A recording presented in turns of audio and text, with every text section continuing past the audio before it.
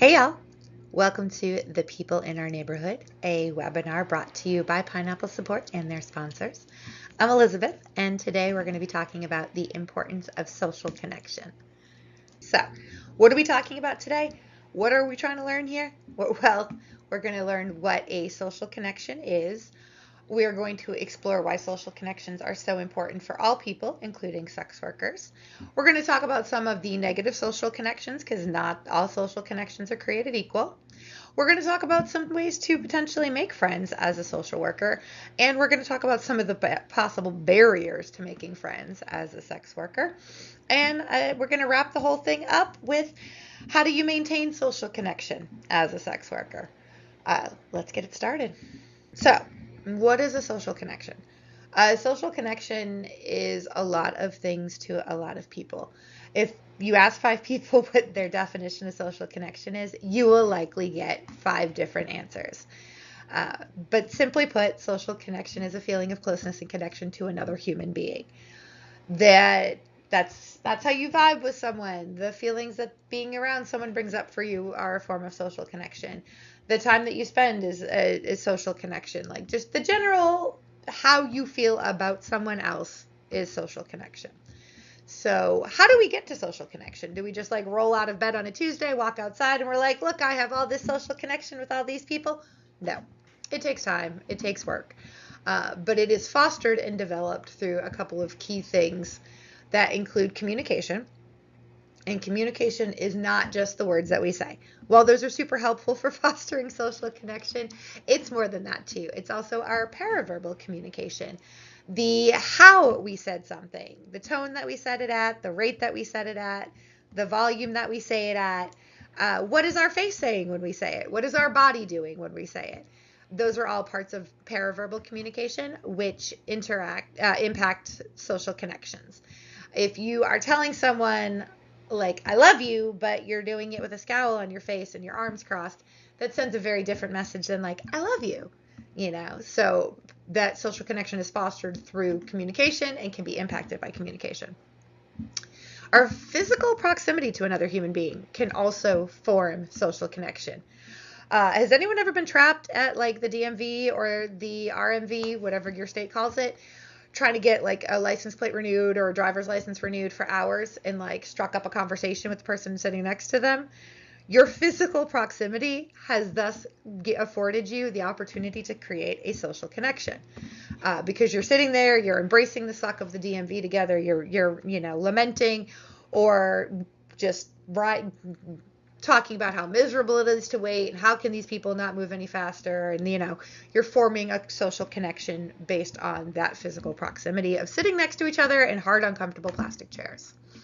That also brings us into another great way to form social connection, which is shared experiences, the stuff we go through with other people. Now, I think a lot of times when we say shared experiences, we think about like really positive things, weddings, road trips, like great vacations together, really good dinners together, things like that. And those are all really, really good ways to form social connection, but they're not the only experiences. Being in a shared experience that is negative or traumatic or brings up some of those more negative emotions, those rougher, tougher emotions, that also can form social connection. The idea of embrace the suck, like we're both in this shared crappy experience together or this shared hard time together. It can create social connection because it's somebody who has experienced the same thing that you've experienced in that negative time. And so that's kind of, those are the main ways that we form social connection. There are a bunch more, but those are just kind of the biggest, most prevalent ways in which social connection is formed. So connection comes in multiple forms. It's kind of like Baskin Robbins. There's probably 31 flavors, but the top 3 most common in no particular order are romantic, familial, and friendship. A romantic relation, social connection, that's the person that you are physically and or emotionally intimate with. That's like your partner or your boo thing or your boyfriend, girlfriend, your significant other, whatever terminology you're using in that dynamic, where you have those feelings of romantic love and connection, that's your romantic connection. Familial connections. Now, this is an interesting one for me because I want to be real big on pointing out that familial connections are not always blood based or genetically based. Just because you share DNA with somebody, just because they were, are your birth mother or birth father, does not mean that you're going to have a familial connection with them.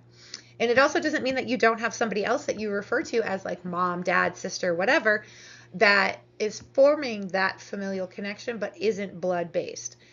There are families of origin, and then there are the families that we choose, the families of choice. And they are sometimes very different. And that could be for a variety of different reasons. Maybe our biological family, our family of origin, doesn't approve of the work that we're doing, or is got their own mental health issues going on, or whatever the case may be, and that just there isn't a relationship there isn't a healthy dynamic, there isn't good connection. People will go out and form these familial dynamics with other people, like a bonus mom, or like, oh, this is my cousin, this is my sister, when really it's a very close friend that's holding that role of sister.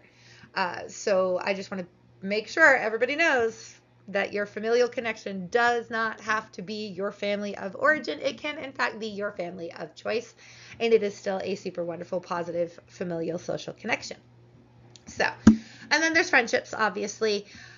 Those are the people that we are hanging out with, we're going to dinner with, we're spending time with, maybe we're gaming with. Maybe they are co-sex workers and that we're having those shared experiences together, watching one another's back, or, checking in with one another. We're offering tips, we're offering resources together.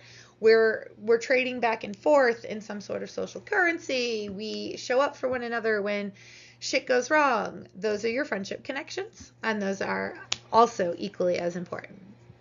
And so, connection has been shown to increase your overall satisfaction with life, make you a happier human being, and decrease all those nasty mental health symptoms, depression, anxiety, feelings of isolation and being alone. Social connection is a great antidote for all of those. So, why is social connection important? Well, from an evolutionary standpoint, we are social creatures. Back in the day, when we were living in caves and trying to survive, we were tribal in nature, and that carried on through a bazillion years. The idea was that everybody came together and had different roles within the community to serve different purposes to keep everybody alive. Whether that's hunting and gathering, whether that was, who thatched the roof of the hut, things like that. We came together as in social connections in order to survive. That's still something that exists within human biology, and we are social creatures to this day. That's not to say that everybody has the same social connection needs. I do, like, extroverts versus introverts have very different social needs. However, even introverts do generally require some level of social interaction to maintain good mental health. In this day and age, we no longer need to send somebody out to kill a woolly mammoth so that we can eat. Or, we don't need to send somebody out to gather fruits and berries. We have Uber Eats and DoorDash. We can usually generally get ourselves fed and aren't reliant upon other people for all of those things. Like, I don't necessarily need someone to create, like, sew my clothes for me. There's Amazon. So that being said, it's kind of the sense of social connection is important for different reasons. We may not need it for survival, but our brains are still wired. Our emotional regulation still often requires social connection for balance and regulation. And social connection also creates a sense of agency for us. Who are we in regards to society? How do we exist in society?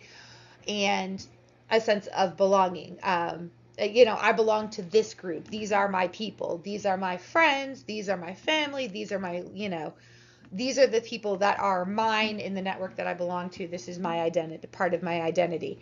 Sense of agency in the sense of like, oh, I belong to this. I play soccer for this team, and like those are my people. Or I play rugby for this team, and these are my people. Just the sense of I am this in this group. I exist in this way, and that is a sense of agency within society. Social connections also help form a support network, and this support network can be emotional, it can be material, it can be emotional and material. And so when I say an emotional support network, if it is 3 a.m. and you have had absolutely the worst day of your life and everything has gone wrong and you are up in feels about it, who are you going to call? Do you have someone that you can talk to in that moment who will sit in empathy with you, who will hear you out, who will support you, will give you the resources that you need in that moment, like emotional resources and support? That is your emotional network. Material resources. I don't know if any of you have a friend that knows, like that friend that knows somebody who does everything. There's a, you need a plumber, call your friend. They're like, oh, I got a guy for that. And 10 seconds later, you've got the number of a plumber in your text. That's a form of material resources. Also, the idea of, oh, I need something done. Maybe I need childcare, and in return, I will sew and hem your pants. Social connections in that way, material resources. And it can be a lot of different things. It can be cookies. It can be rides to the airport at 3 a.m. to catch a red-eye flight. It can be all kinds of different things when it comes to material resources. But social connection affords us those connections where people are more likely to pick up the phone at 2 a.m. when we're having the worst day ever. Or people are more likely to say, yeah, I will come pick you up from the airport when you land at midnight with your 17 suitcases and get you home across town, which is 45 minutes out of my way. I will do that for you. Social connection fosters the idea that people are more likely going to want to do that. In return for people picking you up at 2 a.m., you also then have to pick them up at 2 a.m. when they land at the airport. Social connection is a two-way street when it comes to emotional and material resources. So social connection also gives us a sense of empowerment. We as humans feel better, stronger, happier when we have good, healthy, strong social connections. And that's across the board with sex workers or anybody else. Humans as a whole just feel a sense of empowerment with positive social connection. Also, social connection fosters advocacy. Getting things changed, changing policy, changing laws, changing anything can be really, really complicated to do as one person. Coming together in a form of social connection to advocate together, more likely to get things done. And this could be advocacy for any number of different things that are important to you, but there's social connection is formed when people have a shared common advocacy goal in mind. Decriminalization of sex work is a great one. People coming together to advocate for that decriminalization of sex work creates social connection. You could show up to a rally, not know anybody, and throughout that day, because you are all there for the same reason, you create a sense of social connection, start talking to people, and can leave with 7 new friends. And lastly, social connection affords us a sense of safety. It is great for emotional regulation when we are feeling anxious and, not grounded, worked up. It can help us with safety in that way. It can help regulate our sympathetic nervous system to calm us down, like, oh, there's somebody else here, I am safe. It also affords safety in a physical sense if we are out doing things that are sometimes, going to put us at danger. If we have somebody with us, there's another set of eyes, there's another person that can, call for help if necessary. Safety in numbers exists. That saying exists for a reason, because going out with and doing unsafe acts with more than one person can decrease the safety risk. Having somebody who is going to spot you when you climb a ladder, always a great idea. Social connection and safety. All right. So you can just take me at my word because I look like a trustworthy and reasonable human being and because I have some letters after my name. Or we could talk about the science of connection. And you don't have to take me at my word because a bunch of researchers did a bunch of work into this and they came up with the facts of the matter, with the science of this. So what does the science say? There have been a bunch of studies. And when I say a bunch, I mean a bunch. Across all kinds of groups. All kinds of age groups, socioeconomic groups, different populations from different countries, different ethnicities, different cultures, all of these things. We have studied social connection in all kinds of places, and there's been some pretty consistent findings across the board.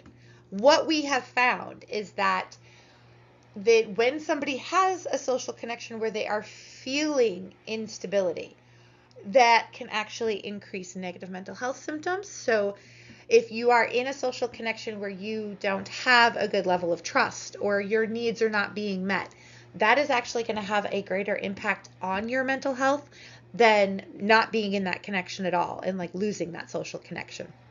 If we don't trust the people that we are in a social connection with, it can do more harm than being isolated and not having a social connection at all. And that's depressive symptoms, that's anger, that's anxiety, all of those things can be increased and magnified when we're in a unstable social connection. On the plus side, individuals who have social connections with stability, where they are feeling satisfied, they feel like their needs are being met in that social connection, guess what? They live longer. Like longer, years longer, not like months longer, years longer. And it's going to vary and depend based on the type of relationship and a bunch of other factors. But overall, if you are in healthy social connections, you can look forward to living a longer life. These strong friendship connections that we form, these strong social connections, well, science tells us that they improve our overall life satisfaction. And they are a great stand-in for if we are like the times when we may be in a romantic relationship that is not meeting our needs.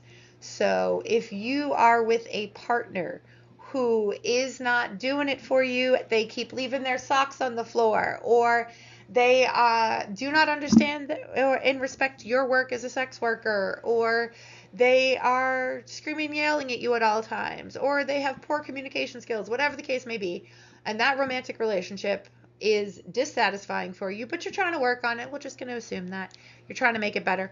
Your strong friendship connections can actually improve your overall life satisfaction and stand in place of that disappointing romantic connection.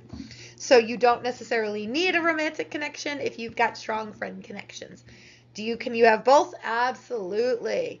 But you can have a strong friendship connection and still have that increased benefit of longer life, increased life satisfaction, things like that. And getting great support from your friends is associated with a higher level of reported overall well-being. What is overall well-being? Well, that's our emotional, mental, and physical health. So feeling like you've got great support from your social connections with your friends, you are more likely to have well-balanced emotions and good emotional regulation with an overall sense of well-being. You are less likely to have negative impacts to your mental health, so you are less likely to have depressive symptoms, anxiety symptoms, feelings of loneliness and isolation, and your overall physical well-being is going to increase if you have positive social connections with your friends. Great, right? So like we all have some social connections going on. So is every social connection that we have healthy? No. Not all social connection is healthy. Not all social connection is created equal. There are a bunch of social connections that are unhealthy. I just want to talk about a couple of the top ones so that we have an idea when we're looking at our social connections. Is this harming us? Is this helping us? Abusive friends, family, partner, those are definitely not healthy social connections. And when I say abusive, there's a bunch of ways to be abusive. Abuse comes in physical abuse, being hit, punched, spit on, kicked, hair pulled, scratched, burned, etc. There is mental abuse and emotional abuse, where you are told that you are shit, where you are gaslit, where you are told that you are not worth anything, that you are never going to amount to anything, that you are dirty, useless, worthless, etc. And there's verbal abuse where you are being shouted at, name called, and, just otherwise put down. Oftentimes, verbal and emotional abuse kind of go hand in hand, not always, though. And this can be from family, this can be from intimate partners, this can be from professional partners, this can be from Johns, this can also be from friends. Sometimes friends have bad days and turn on us and become abusive as well.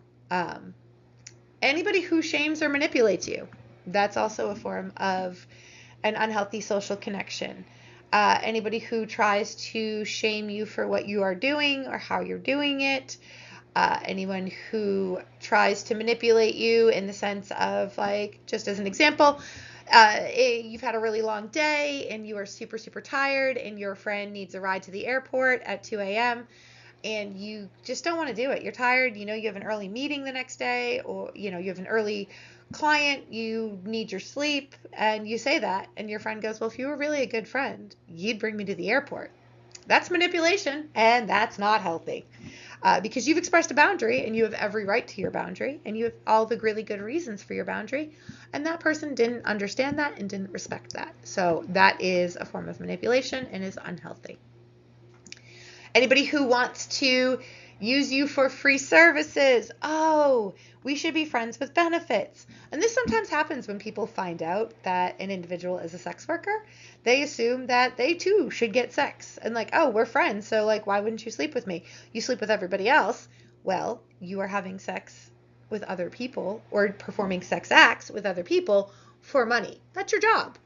That's not your obligation in every social connection. You don't have to participate in sexual activities with everybody.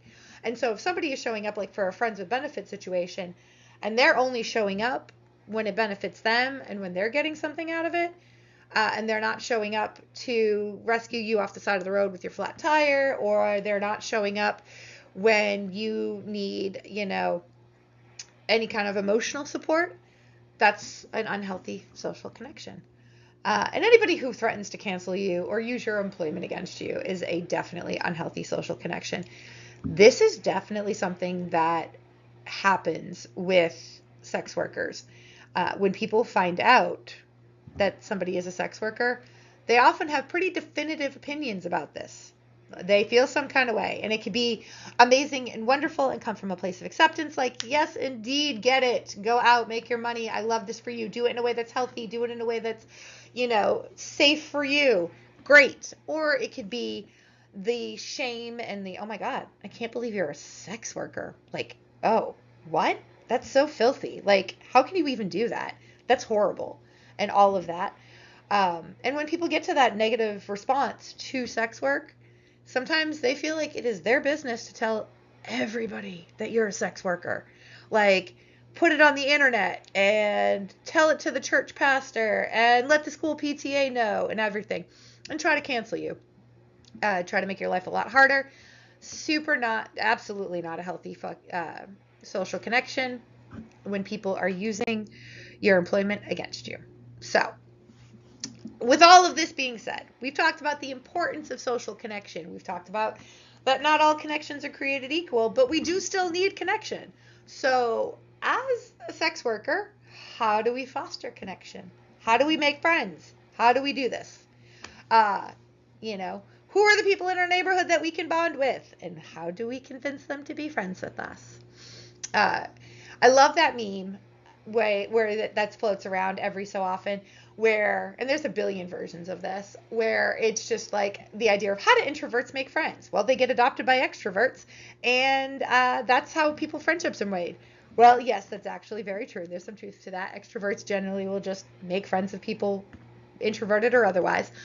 But say you are not particularly extroverted, you're not particularly introverted, and you still need to make friends. And we're an adult.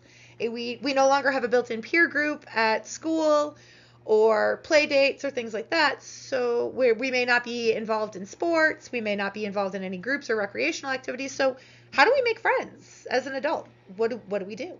Um, Step one, figure out what you're interested in. Is there something that you like doing? Is there a social group you want to participate in? Maybe that's theater, improv comedy. Do you like yoga, aerial silks, whatever? Figure out what you like and join a class. Classes are a great way to meet people because you're all there with a shared interest. So you have something to base your social connection off of. Join a social group. Social groups include all kinds of things like advocacy groups, book clubs, all kinds of things.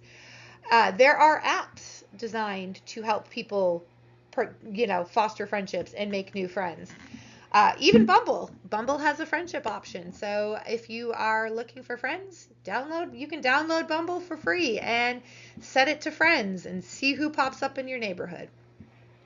You can join a gym. I will say, on the side of joining a gym, make sure you are respectful to whoever you are talking to at the gym.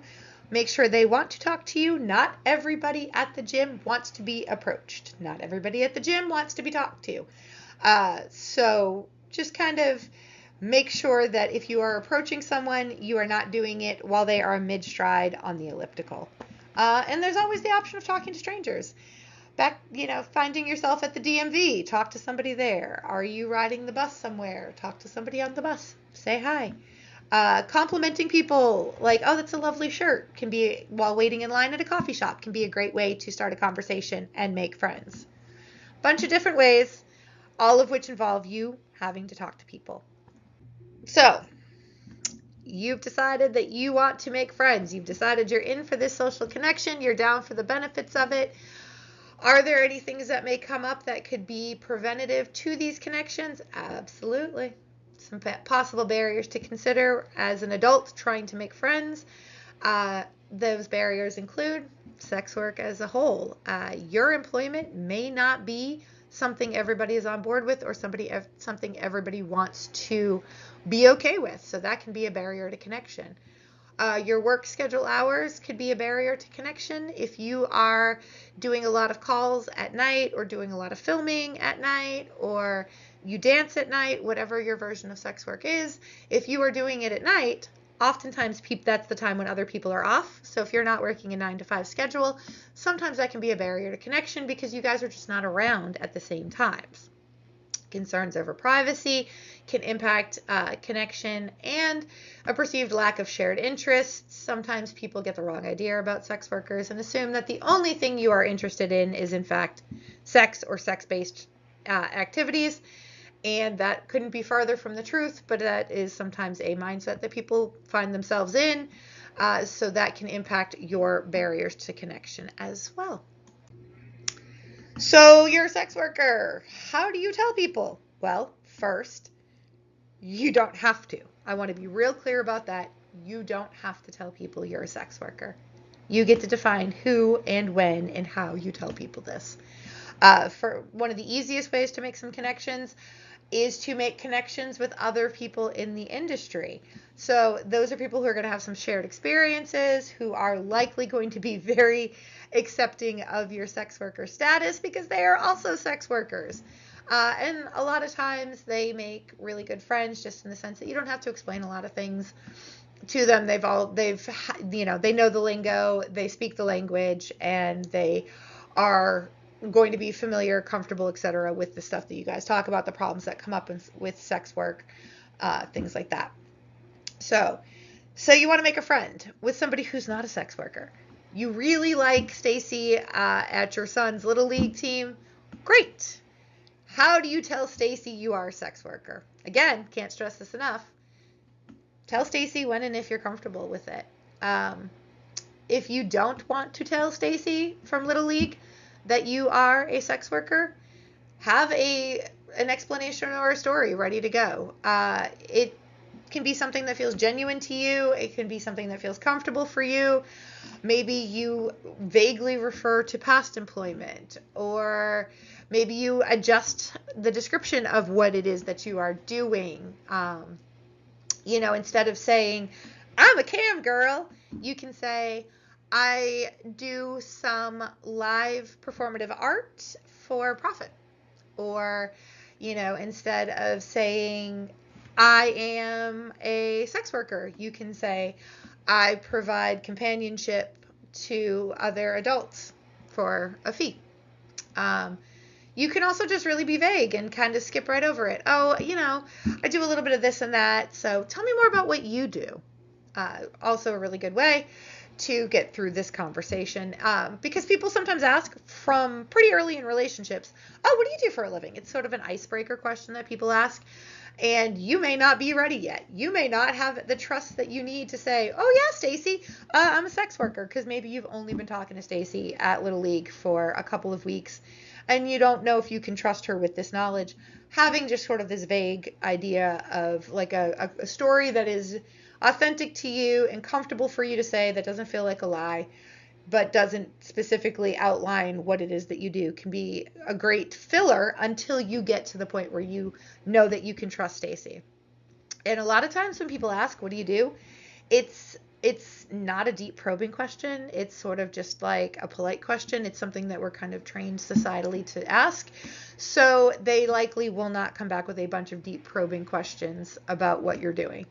Um, and keep in mind, if you do tell someone you're a sex worker and they are not willing to be friends with you because of that, hey, guess what? They weren't going to be a good fit for you anyways, because they don't really share your values. If somebody is like, ooh, you're a sex worker and I can't be friends with you, you guys are coming from two different places in life anyways. And it likely is one of those things where you're like, okay, great, I know this now. This would likely turn into a negative social connection for me at some point. So I'm just going to quit it while I'm ahead. And it's a good thing to know that and figure out before you're too deep into the social connection. All right. So you and Stacy, you're now friends. You are going for coffee. You are hanging out. It's not just the ballpark anymore. How do you keep your friends? What do you do? Connections take work. Social connections take a lot of work sometimes. So how do you juggle all of your responsibilities and your life and your friends? This can be particularly draining for sex workers because we have to spend so much time with other people, because you guys are interacting with other people, whether in a digital format, like camming, in person, on stage, performatively, whatever. It involves meeting the needs of another person, and that can be so draining. So setting really good boundaries for yourself about what it is that you need work-wise and what it is you need friend-wise, and taking some time for self-care can help you create and foster better social connections with people because you're not feeling so burnt out. Use technology to your advantage. Set a reminder in your phone for dates, times, important things. If you looked at my calendar on my phone right now, you would be like, what the? Because I use it for everything. I use it for work events. I use it for family events. I use it for friend events. I use it for birthdays. I use it for like task reminders, like, hey, complete this webinar. My calendar's full of reminders and things to keep me on track, and it'll set notifications so that I know, oh crap, today's the day that my friend is putting her dog down, so let me send her a message. Those are really great ways to foster connection, because I've now sent that message. My friend who's putting her dog down feels that love and support from me because she knows I've reached out, I've shown that I've cared, and I remembered. And it doesn't matter that I was digitally reminded. I still set the reminder. That was still care, concern, and intent at the time. So use your technology to help juggle all the things you've got going on in your life. Be realistic. Set yourself up for success. Schedule things that you have time for. Don't commit to helping your friend move after you're working a 12-hour shift with no sleep. Realistically, you are not going to be your best self. Realistically, you're overcommitting yourself. And you can do more harm to the social connection than good if you show up super tired and, cranky and hangry. So look at your time schedules and be realistic about it. Try not to double book things. If you have a session that you think is going to run particularly long, maybe give yourself some extra buffer room and don't tell your friend that you'll meet them for coffee across town 15 minutes after you end a session if getting across town is going to take you 45 minutes. Using the scheduled send feature on text messages. This is great if you are a night person and it is 3 a.m. and you are like, damn, you know what? I'm thinking about her from the ball field and I want to say hi, but it's 3 a.m. Set the scheduled send on your text message. Set it for like 8 a.m. or 9 a.m. and then hit send. It'll automatically send your message at 9 a.m. Your friend knows you're thinking about them and feels that love and that connection because you've put the time in, you've put the investment in, but you didn't have to do it. You didn't have to wake up at 8 a.m. to do it. And asking for help. People form great senses of connection through being able to show up for another human being. Sometimes we can, I think, get into our heads about not asking for help. So that we're supposed to be strong and independent and do everything ourselves and, we have to have it all together and things like that. But it's okay to ask for help. And fostering connection can absolutely be benefited by asking for help. Affording somebody the opportunity to show up for you creates a sense of connection, closeness, intimacy, and fosters a friendship. These are all really great ways to maintain your friends. A couple other things to think about. Be as honest as you can be. Know where your barriers are, or your boundaries. Know where your boundaries are as a person.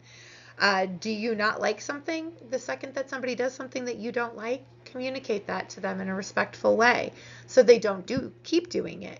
So that, you don't have an expectation that your friend is going to say, or your social connection is going to say, I don't know, text you, on your birthday, and they don't. Well, if you haven't told them that that's important to you, they may not find birthdays important, and so you have set them up for you've set both of them up for failure by not expressing that expectation. If you don't like a certain thing, like you don't like other people talking about you as a sex worker, you don't want your friends to tell their friends that you're a sex worker, set that boundary ahead of time before your friend then goes to coffee with her friend and says, oh, I just met this awesome person who's a sex worker. And now all of a sudden everybody and their mama knows that you're a sex worker. If that's a boundary for you, communicate that ahead of time. Knowing where your boundaries are and communicating them, knowing where your expectations are and communicating them are really, really important when we're fostering social connection. So that's it. We've come to the end of how do we make friends as a sex worker.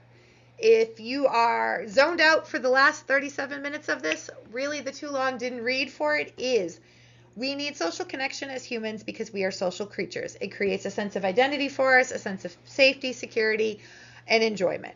Not all social connections are created equal. There are a bunch of negative social connections that are shameful, abusive, things like that. And those are not the connections we should be spending our time with. Those are not the connections we should be investing in. We should be investing in social connections that bring us joy and fill our cup. It can be really, really hard to foster social connection as a sex worker because people have opinions and people have a lot of judgment around sex work sometimes.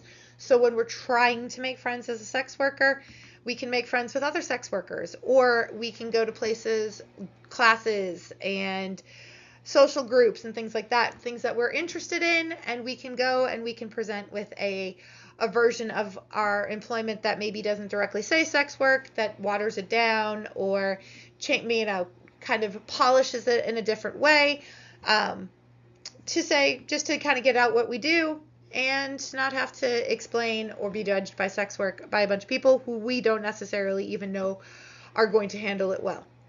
We divulge we're sex working or we're sex workers when and if we're ready. It's up to us. Consent is sexy, and we're in charge of consent in this case. And we understand that time constraints, emotional regulation, and burnout from being in social-based professions can impact connections. And we're going to set ourselves up for success in our social connections by establishing boundaries, by communicating our needs, by taking time for ourselves for self-care and understanding what we need for downtime away from people. And by being honest in our connections, and genuine as genuine and honest as possible. That is the TLDR in how to make friends as a sex worker. Hopefully you have learned something from this today. If you have any questions, comments, concerns, reach out to Pineapple Support. I'm sure they'll refer them to me. Or you can email me directly at info@prismatic-counseling.com. I appreciate all of your time and attention today. Go forth and slay.